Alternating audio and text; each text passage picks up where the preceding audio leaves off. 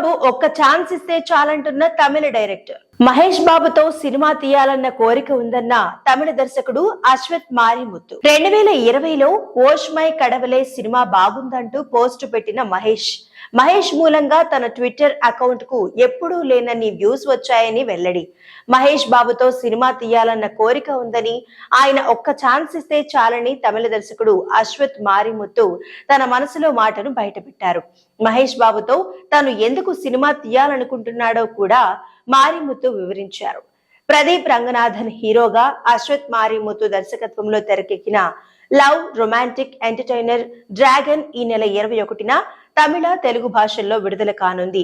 ఈ నేపథ్యంలో తాజాగా నిర్వహించిన ప్రీ రిలీజ్ ఈవెంట్ లో దర్శకుడు అశ్వత్ మాట్లాడుతూ మహేష్ బాబుతో సినిమా తీయాలన్న కోరిక తనకు ఉందని చెబుతూ అందుకు గల కారణాన్ని వివరించారు.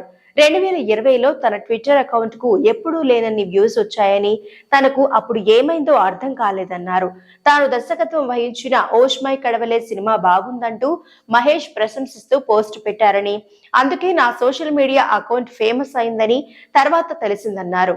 వాస్తవానికి అది చాలా చిన్న సినిమా, కేవలం 3 కోట్ల రూపాయలతో రూపొందించామని చెప్పారు.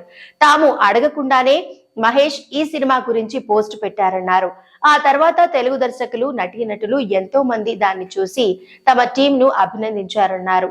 అప్పటి నుంచి మహేష్ ఒక్క ఛాన్స్ ఇస్తే చాలు, అతనితో సినిమా తీయాలని అనుకుంటున్నానని అశ్విత్ తన మనసులోని మాట బయట పెట్టారు.